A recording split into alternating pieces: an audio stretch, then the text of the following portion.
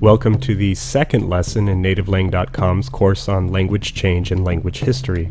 This time around, we're going to look at the kinds of concepts we need to be familiar with in order to evaluate whether or not two languages are related and how they're related, how closely they're related. The first thing we need to consider is what part of language are we going to be looking at? What part of a language are we going to be comparing? And through trial and error, it seems the best practice that's been established is to look at what's known as basic core vocabulary.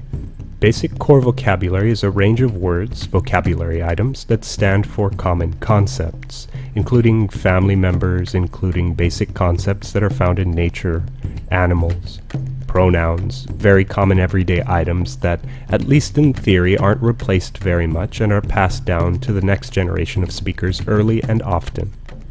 We'll also need to know what to look for when we compare the basic core vocabulary of one language to another. When we look at vocabulary items, which are just single words, what we'll find is that when two languages are related, they'll share a resemblance, a common root. So the two vocabulary items will ultimately derive from the same common source. We use the word common to mean that at one time they were the same, but they diverged over time, in different areas, in different speech communities, into distinct words in two different languages. But suffice it to say that cognate is just a term for saying that these two are related words that come from some common ancestor.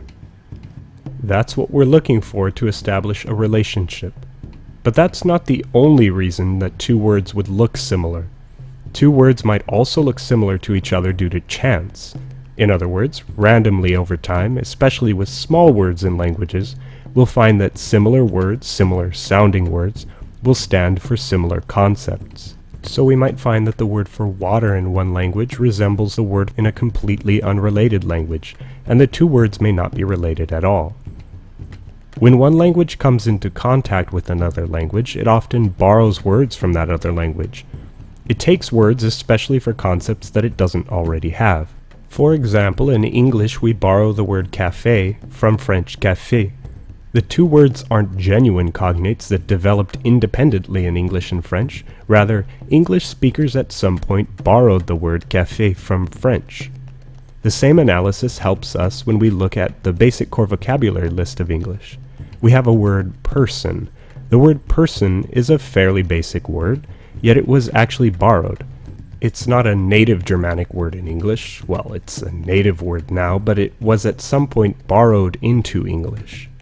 So when we find languages like Spanish, Italian, and French that inherited this word from Latin, we can't genuinely say, let's compare the English cognate to the French cognate or the English cognate to the Spanish cognate, because at some point English borrowed that word, whereas the other languages inherited it.